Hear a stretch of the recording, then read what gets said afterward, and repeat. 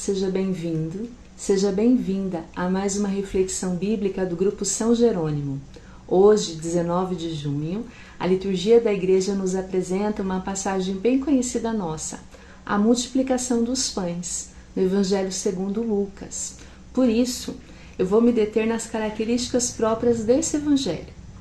O texto da multiplicação dos pães no Evangelho segundo Lucas é apresentado no capítulo 9, e esse capítulo é bastante importante no texto, em todo o texto, porque ele é o capítulo de transição entre o ministério público de Jesus na Galileia e a grande viagem de Jesus para Jerusalém.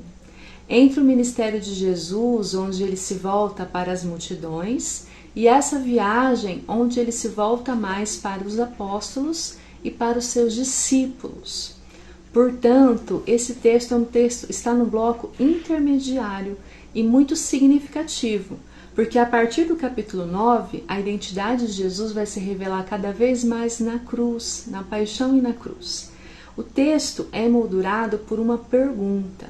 O capítulo 9, versículo 7, nós temos a curiosidade de Herodes em saber quem é Jesus.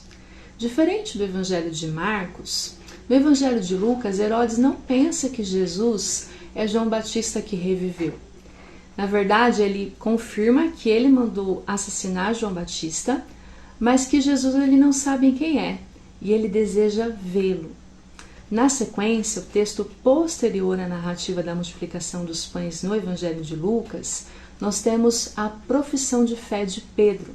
Portanto, aquilo que Herodes está curioso em saber, Jesus vai entrar em diálogo com os seus discípulos e estes, representados por Pedro, vão professar sua fé e dizer que Jesus é o Cristo de Deus, revelar a identidade de Jesus. Portanto, o texto sobre a multiplicação dos pães em Lucas, ele está falando da identidade de Jesus. Ele tem o seu centro cristológico, mas ele também tem um centro eclesiológico. Lembrando que Lucas é um autor que escreveu o Evangelho, que fala do tempo do cumprimento da promessa, do ministério público de Jesus, paixão, morte e sua ressurreição, mas ele escreve também sobre os primeiros 30 anos da igreja, no livro dos Atos dos Apóstolos.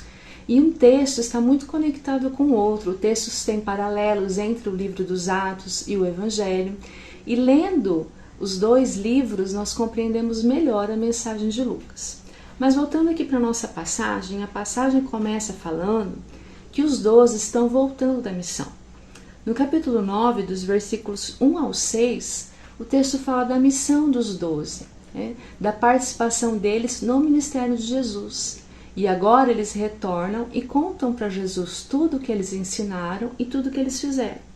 E Jesus, então, diz o texto, toma-os consigo para um momento de intimidade, para estar junto com os discípulos, com os 12, aliás, à parte, para dialogar com eles, para orar com eles, e isso é confirmado pelo versículo 18, quando diz que certo dia Jesus orava e então conversou e começou a dialogar com seus discípulos sobre a sua identidade. O texto diz então que Jesus, mesmo querendo se afastar com os 12, ele é então interrompido por uma grande multidão. E diferente do Evangelho de Marcos, que fala da compaixão de Jesus, que vê essa multidão como ovelhas sem pastor, o texto aqui de Lucas vai falar da acolhida de Jesus. Vai dizer que Jesus se detém sim, deixa a intimidade com os seus apóstolos por um outro momento, se detém por essa multidão e a acolhe. E não só a acolhe, que já é um termo muito importante, porque a acolhida aqui é uma acolhida honrosa a pessoas que você considera digna, é isso que essa palavra aqui nesse texto quer dizer, mas ele vai falar do reino de Deus para essa multidão, não só da iminência, mas propriamente do reino, não só da iminência do reino.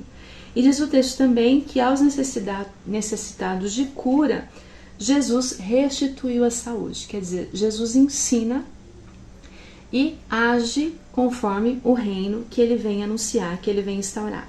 Então diz que o dia começa a declinar, e é interessante que aqui nesse texto a iniciativa de se preocupar com essa multidão é dos 12.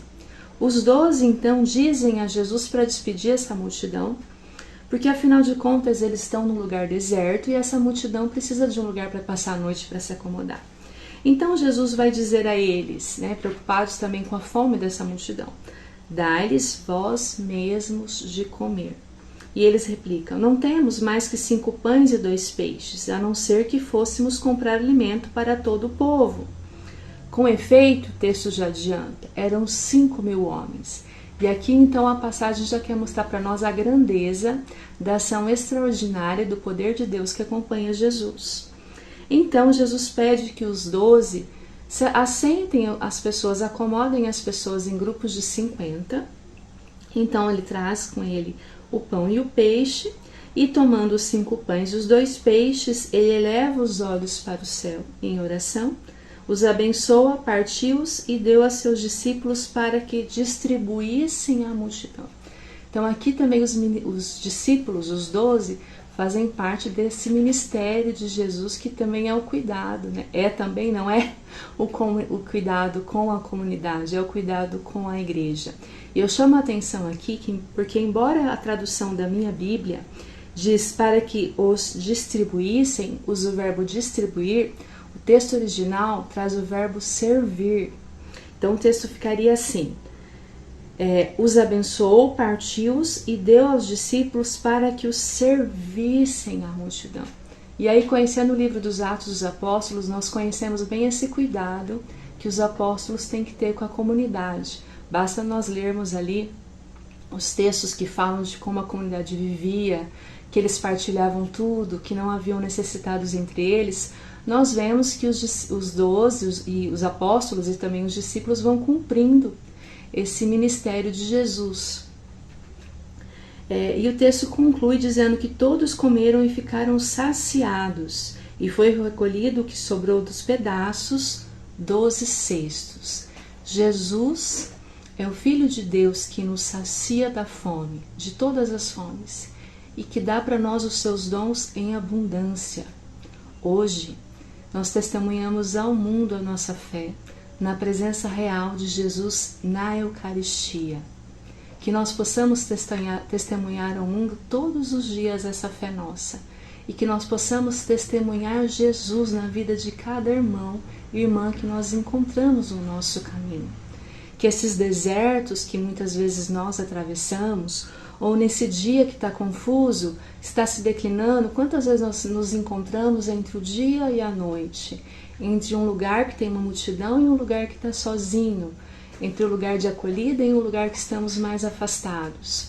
Que nós sejamos Cristo na vida de cada um dos nossos irmãos. Claro, nós não somos Jesus, não é ninguém igual a Ele, não é nesse sentido, mas o sentido de que nós cremos que Jesus está presente na Eucaristia, e cada vez que nós nos aproximamos e comungamos do corpo e do sangue de Cristo, nós nos tornamos melhores discípulas e discípulas, e fazemos do mundo um lugar mais fraterno, um lugar mais humano, como ele deve ser, sendo o sal da terra e luz do mundo, em nome de Jesus Cristo. Deixo para você o meu abraço e até uma próxima oportunidade.